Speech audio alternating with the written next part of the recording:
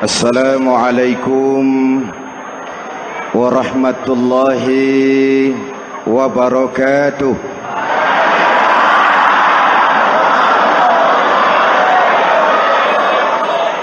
Alhamdulillahi rabbil alamin. Wassalatu wassalamu ala ashrafil mursalin Sayyidina wa maulana Muhammadin wa ala alihi wa sahbihi ajmain, amma ba'du. Para ulama yang saya muliakan, hadirin hadirat ma'asyiral muslimin yang saya cintai, banyak kita alami perubahan-perubahan yang terjadi, baik perubahan yang menyangkut sosial budaya, lebih-lebih yang menyangkut sosial politik. Yang tidak banyak mengalami perubahan adalah sosial ekonomi. Bahkan angka kemiskinan kita naik menjadi 3/5 dari total penduduk kita hidup di bawah garis kemiskinan, dan 20% diantaranya miskin mutlak. Perubahan-perubahan yang terjadi menyadarkan kita kepada kebenaran Al-Quran ketika Allah menyatakan wa tilkal ayyamu nudawiluha bainan nas. Hari itu kami putar di antara manusia. Ada saat datang, ada waktu pergi. Ada hari lahir, ada saat kembali, ada waktu dilantik, ada saat menyerahkan jabatan. Hari kami putar di antara manusia dan hidup cuma sekadar menunggu giliran. Soalnya kemudian di tengah perubahan-perubahan yang terjadi begitu cepat, what must we do now?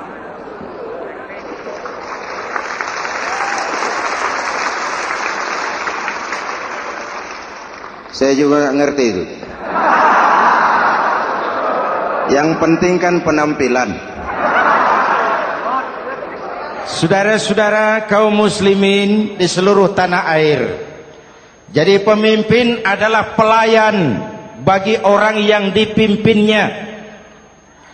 Okelah, perbaikan ekonomi, pembukaan lapangan kerja baru kita serahkan kepada pemerintah, karena kita percaya mereka orang-orang terpilih belaka yang dipilih dengan kepercayaan akan mampu membawa rakyat keluar dari kesulitan. Amin. Tugas kita sekarang di zaman susah meluruskan akidah. Jangan sampai mbah dukun yang naik ke permukaan. Betul? Islam misinya yang pertama membebaskan manusia dari kemusyrikan. 13 tahun Rasul berjuang di Makkah, menanamkan akidah, meluruskan keyakinan, membentuk iman. 13 tahun membebaskan manusia dari belenggu kemusyrikan. 13 tahun menanamkan la ilaha illallah Muhammadur Rasul dengan seluruh konsekuensinya. Kalau saya yakin tidak ada Tuhan selain Allah, saya tidak akan meminta tolong kecuali hanya kepada Allah. Saya tidak akan pernah takut kecuali hanya kepada Allah. Saya tidak akan menggantungkan hidup kecuali hanya kepada Allah. Saya tidak akan minta rizki kecuali hanya kepada Allah. Saya tidak akan melarikan persoalan kecuali hanya kepada Allah. Kalau konsekuen dengan keyakinan ini, mbah dukun nggak dapat tempat.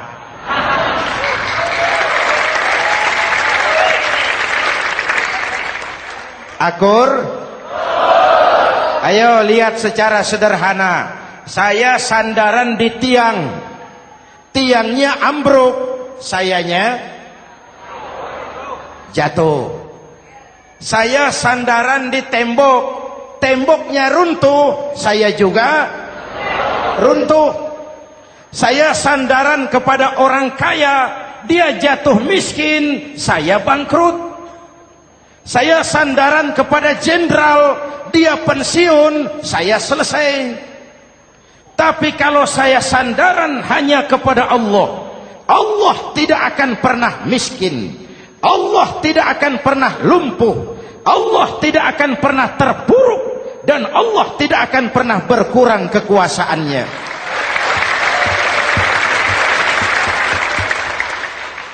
Maka umat Islam, sesulit apapun zaman yang kita hadapi, Allah juga tempat kita bersandar. Jelas? Selama ini kita iman dalam ucapan, tapi sekuler dalam perbuatan. Di masjid ada Allah, di kantor Allah tidak ada, maka korupsi merajalela.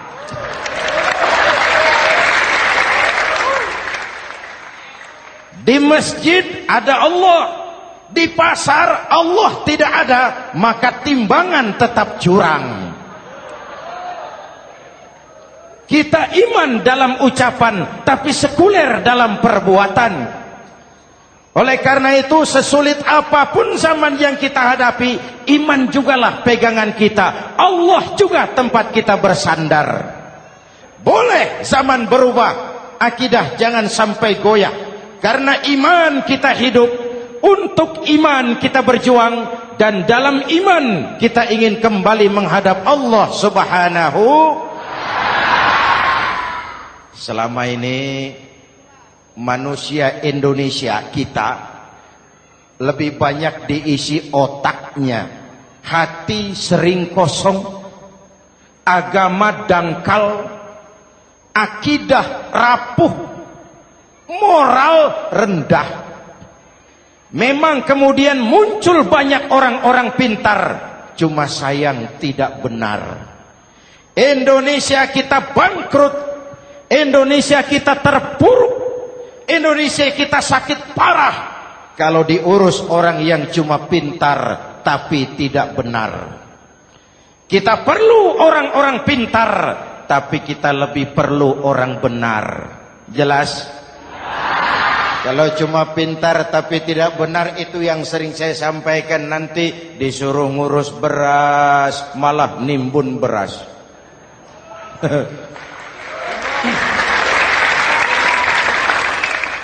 Disuruh ngurus laut malah jadi bajak laut. Disuruh ngurus hutan rame-rame jadi orang hutan. Jutaan hektar hutan Indonesia kita ini merupakan kekayaan sumber daya alam kita yang harus digunakan bagi sebesar-besar kemaslahatan rakyat. Yang disuruh ngurus hukum malah bikin hukum seperti pisau, tajam ke bawah, tumpul ke atas. Jangan heran lalu di masyarakat muncul street justice, pengadilan jalanan, sebagai refleksi dari ketidakpuasan melihat sikap hukum yang sangat berpihak. Kalau yang kecil salah, hukum cepat-cepat ditegakkan.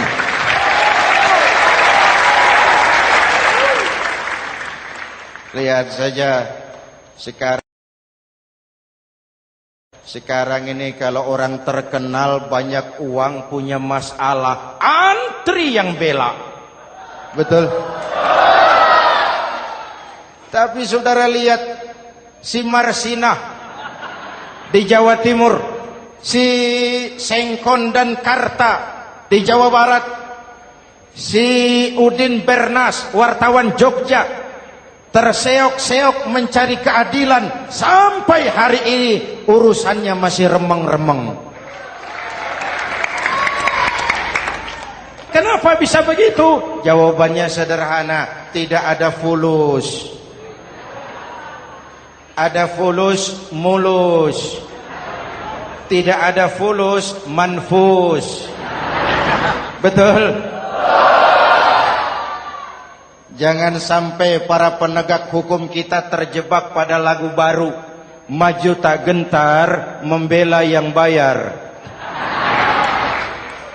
Biar bertentangan dengan nurani, biar bertentangan dengan public opini, biar bertentangan dengan rasa keadilan. Siapa yang bayar, itulah majikan. Mau benar atau salah, belain terus.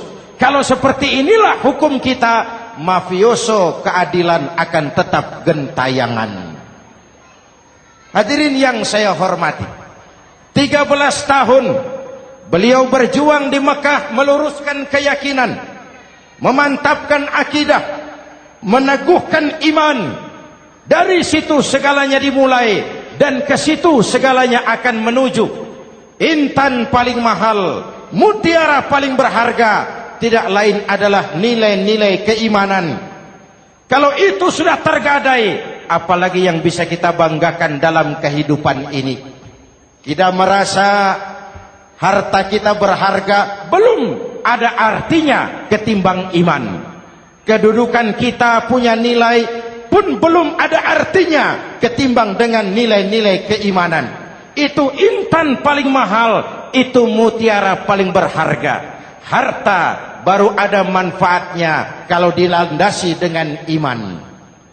Jabatan dan kedudukan baru terasa gunanya kalau dilandasi dengan keimanan. Kalau jabatan lepas dari iman, yang akan lahir Fir'aun baru. Jelas? Kalau harta terlepas dari iman, yang akan muncul adalah konglomerat Korun. Kalau ilmu pengetahuan terlepas dari nilai dasar keimanan, maka yang akan muncul adalah ilmuwan pelacur yang menyalahkan yang benar, membenarkan yang salah untuk kepentingan pribadi. Dan kondisi seperti itu tidak akan membuat kita makin sehat. Oleh karena itu, pada kesempatan ini, pesan pertama saya, menghadapi zaman susah, tetap jaga akidah. Tetap pelihara keyakinan. Kesulitan bukan untuk ditakuti, untuk diatasi. Hidup adalah kerja keras, bukan keajaiban. Perubahan tidak akan datang hanya dengan simsalabim abragadabra. Perubahan tidak akan muncul hanya dengan berandai-andai. Perubahan tidak akan turun dari langit seperti turunnya embun di waktu malam. Perubahan adalah kerja keras. Sehingga Al-Quran membimbing kita, innallaha la yughayyiru ma biqaumin hatta yughayyiru ma bi anfusihim. Allah tidak akan mengubah keadaan suatu bangsa kalau mereka tidak mau mengubah apa yang ada di dalam diri mereka. Yang ada di dalam diri itu rule of thinking, state of mind, cara kita berpikir, cara kita memandang kehidupan, cara kita mengatasi persoalan. Hadirin yang saya hormati, inilah iman. Berangkat dari ini kita menyadari, ini ujian buat kita rakyat. Dan kita rakyat Indonesia ini kalau sama susah sih sudah kenyang. Ya Pak? Ya Pak? Kita ini sebagai bangsa mengalami apa yang disebut oleh Bung Karno up and down. Naik, turun, timbul, tenggelam, pasang, surut. 350 tahun dijajah oleh Belanda, kita susah. Berangkat Belanda, masuk Jepang, susah lagi. Pergi Jepang, datang nikah, susah lagi. Lalu kita merdeka, dirongrong oleh berbagai pemberontakan, susah lagi. Makan bulgur, antri minyak. Lalu PKI berontak, susah lagi. Muncul orde baru, lama-lama susah lagi. Orde baru selesai, naik reformasi, mulai repot nasi, susah lagi.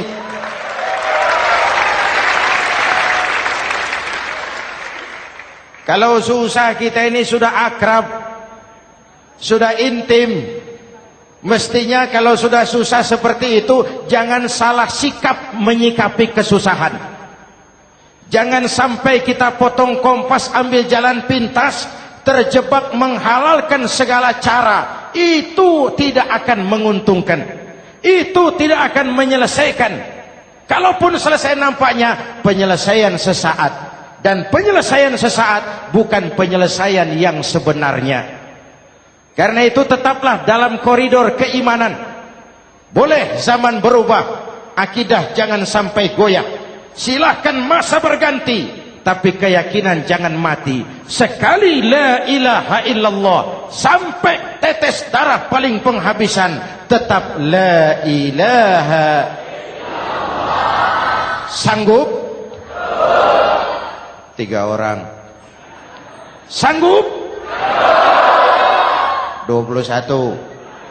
Sanggup? Kalau sanggup kita harus konsekuen.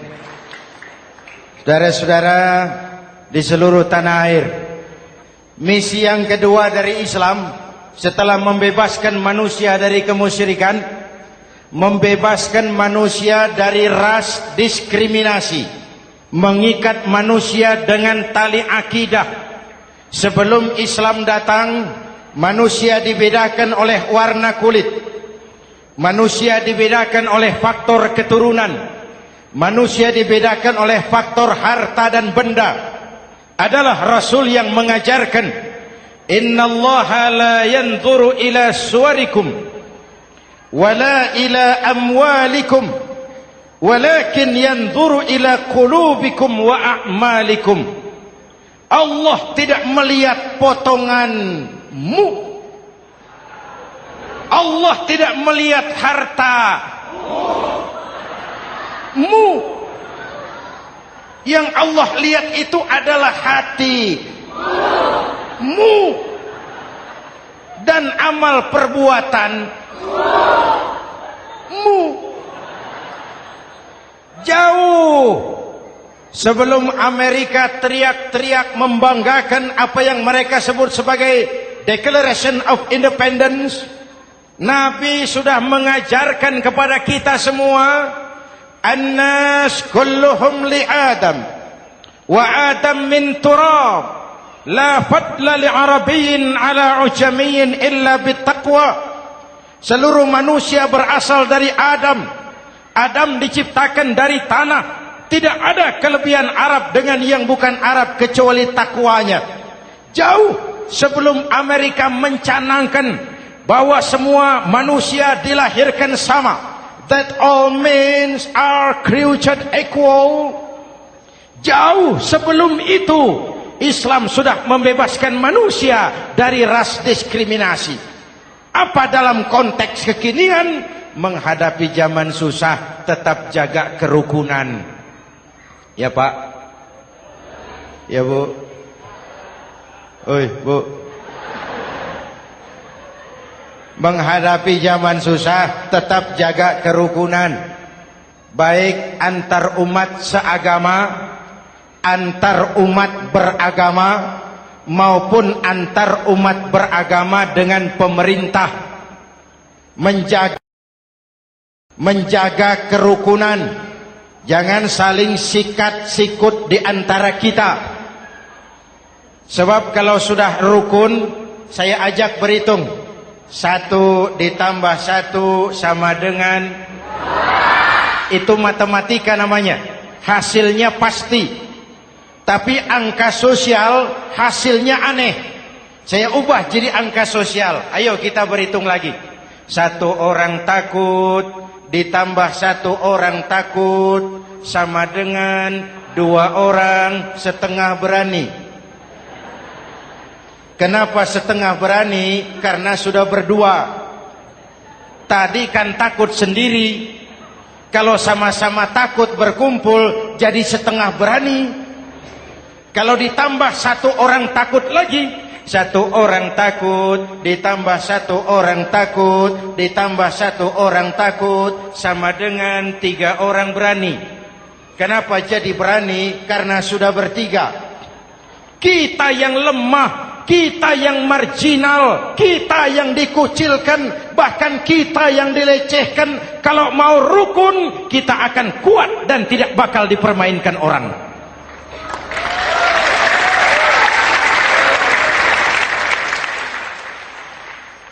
Tapi kalau rukunnya yang satu mau menikam yang lain, saya ajak berhitung lagi.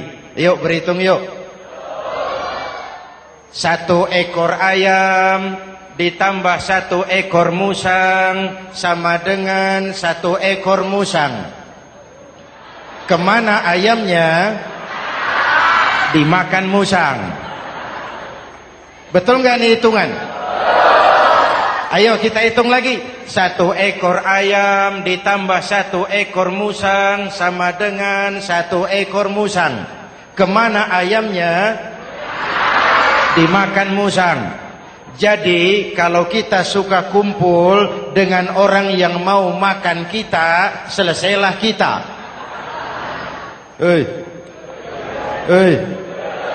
Maka kalau merasa kita ini ayam, yuk kumpul sama-sama ayam, pulang ke kandang ayam. Kalau ada ayam kumpul ke kandang musang, itu namanya ayam minum baygon. Jelas? Menjaga kerukunan. Pertama, antar umat seagama, sesama muslim harus saling menjaga, harus saling memelihara. Baik dia muslim yang jadi kapolri, baik dia muslim yang jadi kasat, baik dia muslim yang jadi pengusaha, baik dia muslim yang jadi petani, nelayan, guru, semua komit menjaga semangat kebersamaan, rukun antar umat seagama. Jelas? Jelas? Hadirin yang saya hormati, atas dasar itu saya ingatkan kembali, kita semua ingin persoalan terorisme dilepaskan kaitannya dari agama manapun. Tidak ada kaitannya terorisme dengan Islam, dengan Kristen, dengan Hindu, dengan Buddha. Tidak ada kaitannya terorisme dengan pondok pesantren.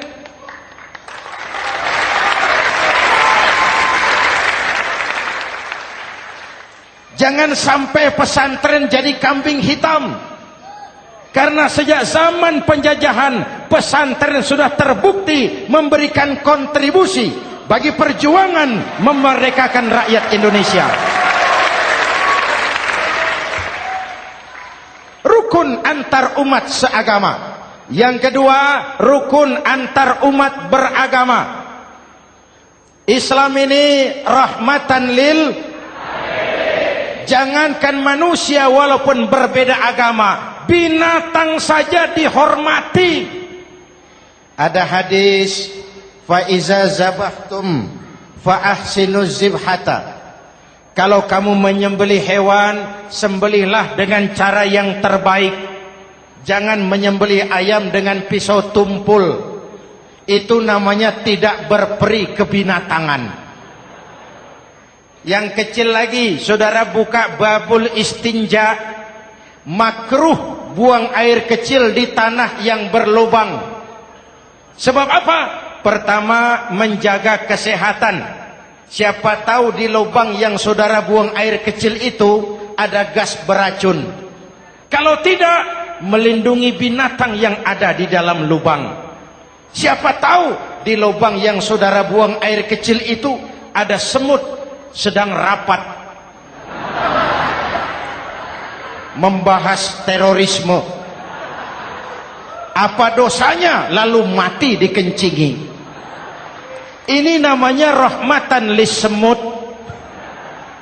Binatang saja dilindungi. Maka perbedaan agama tidak harus menyebabkan kita bertolak belakang. Perbedaan agama bukan alasan untuk saling bermusuhan. Apalagi kita sudah menyadari tentang kemajemukan kita, tentang kebinekaan kita, tentang keragaman kita. Rukun antar umat beragama. Saling menghormati, saling menghargai, tapi tetap dalam batas lakum dinukum. Lalu rukun antar umat beragama dengan pemerintah. Hadirin yang saya hormati, yang benar kita dukung, yang salah kita perbaiki dan kita tegur menurut cara-cara yang diajarkan oleh agama kita. Dan sholat berjamaah, pendidikan bernegara yang paling bagus. Tadi kita sholat ada imam, ada makmum, betul? Makmum wajib ikut imam kalau imam benar sholatnya. rakyat wajib ikut pemimpin kalau pemimpin benar mimpinnya. Masyarakat Islam ini loyal. Masyarakat Islam ini bukan pemberontak. Masyarakat Islam ini taat dan setia. Kapan? Kalau imamnya benar. Imam takbir, makmum. Imam ruku, makmum. Imam i'tidal, makmum. I'tidal. Imam sujud, makmum. Tapi kalau imam keliru, mestinya imam ruku malah sujud. Salah imam ini. Tegur. Siapa yang wajib negur? Makmum yang sop terdepan. Anggota DPR.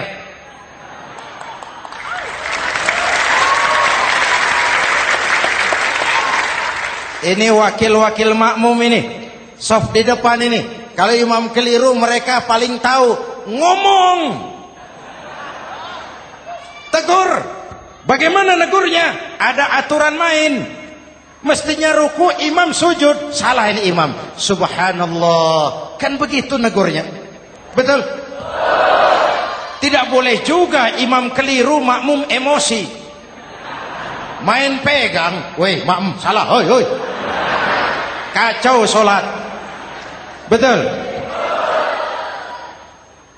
Anggota dewan ini, soft di depan. Itu kalau imam keliru. Satu saat imam buang angin. Namanya manusia bisa buang angin toh. Apa makmum lalu berkata, demi kesetiaan saya kepada imam, imam buang angin, saya lebih keras lagi. Itu namanya fanatisme buta, loyalitas yang goblok. Imam buang angin, minggir. Iyyaka na'budu wa iyyaka nasta'in. Sampai situ imam buang angin, minggir imam. Lalu saf yang di depan maju. Tidak usah bikin sholat baru, teruskan pekerjaan imam. Ihdinas siratal mustaqim. Teruskan. Kenapa? Kalau bikin sholat baru lagi, nanti buang angin lagi. Bikin lagi sholat. Kapan selesainya sholat? Kapan selesainya membangun negara ini? Yang penting imam tahu diri, buang angin, minggir.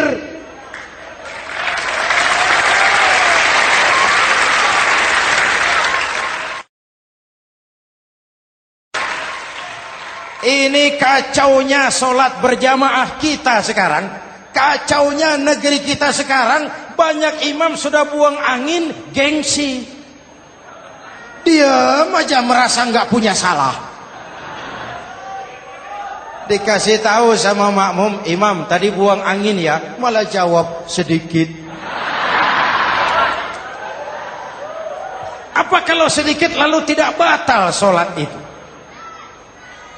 Mekanisme kehidupan sosial yang diatur lewat tuntunan sholat berjamaah. Sehingga Nabi berpesan, kun imaman muta'an au ma'muman muti'an fala takun thalisan jazu'a. Kalau jadi pemimpin, jadilah pemimpin yang ditaati. Kalau jadi makmum, jadilah makmum yang mentaati. Jangan jadi golongan ketiga pemecah belah. Di depan tidak jalan, di belakang takut, ditaruh yang di tengah, di depan didorong, yang belakang ditendang. Ini namanya biang kerok. Saudara-saudara, dari uraian singkat ini saya ambil beberapa catatan pokok. Pertama, kalau ada intan paling mahal, kalau ada mutiara paling berharga dalam hidup kita, itu tidak lain adalah karena keyakinan. Hidup jadi indah, hidup jadi berharga, hidup jadi berarti kalau didasari atas sebuah keyakinan. Dan keyakinan itu tidak lain adalah nilai iman kita, akidah kita kepada Allah Subhanahu wa ta'ala. Yang kedua, tetap menjaga kerukunan. Sesulit apapun zaman yang kita hadapi, kita tetap harus menjaga semangat kebersamaan. Kita harus tetap menjadi lem perekat yang menjaga keutuhan, baik sebagai bangsa maupun sebagai umat. Perbedaan adalah wajar, harus dihormati sebagai ciri kehidupan berdemokrasi. Tapi jangan perbedaan menjadi sebab kita bermusuhan, dan jangan perbedaan menyebabkan kita saling berpecah belah. Hormati perbedaan, jangan perbedaan dipandang sebagai permusuhan. Dengan akidah yang kuat dan kebersamaan yang kokoh, ayo kita hadapi kesulitan, kita atasi kesulitan, dan dengan kerja keras untuk menyongsong hari esok yang lebih pasti. Mari kita Fatihah, semoga Allah memelihara kita bangsa Indonesia. Ala hadhihi niyyah wa ila hadratin Nabi. Al-Fatihah.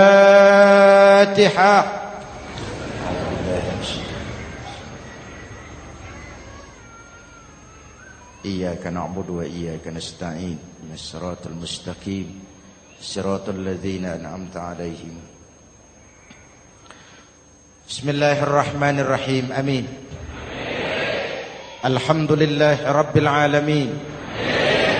Allahumma salli wa sallim wa barik ala sayyidina Muhammadin wa ala alihi wa sahbihi ajma'in. Allahumma rabbana taqabbal minna salatana wa siyamana wa qiyamana wa takhashu'ana wa ta'abbudana wa tammim taksirana ya arhamar rahimin. Allahumma aslih man fi salahihi salahul muslimin. Allahumma ahlik man fi halakihi salahul muslimin. Allahumma rabbana la tu'akhizna in nasina aw akhtana. Rabbana wa la tahmil alaina isran kama hamaltahu ala alladhina min qablina. Rabbana wa la tuhammilna ma la taqata lana bih wa'fu 'anna waghfir lana warhamna. Anta maulana fansurna 'alal qaumil kafirin. Allahumma ij'alna minas su'ada'il maqbulin wa la taj'alna minal ashqiya'il mardudin. Afdalu ma qultuhu ana wan nabiyyuna min qabli. La ilaha illallah.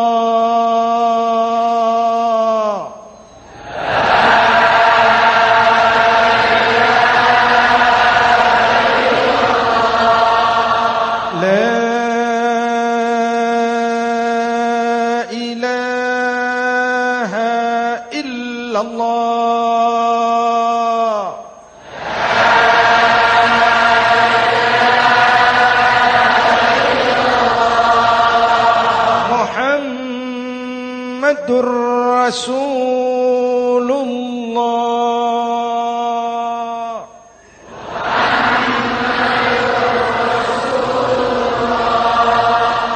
Sallallahu alaihi wa alihi wa sallam. Kalimatu haqqin 'alaiha nahya wa 'alaiha namut wa 'alaiha wa biha nub'atsu insyaallah minal aminin minal aminin minal aminin rahmatika ya arhamar rahimin. Sallallahu ala sayyidina Muhammad wa ala alihi wa sahbihi ajma'in. Ana rabbika rabbil izzati amma yasifun. Salamun alal mursalin. Walhamdulillahi rabbil alamin. Jumpa lagi di lain kesempatan insyaallah. Wassalamu alaikum warahmatullahi wabarakatuh.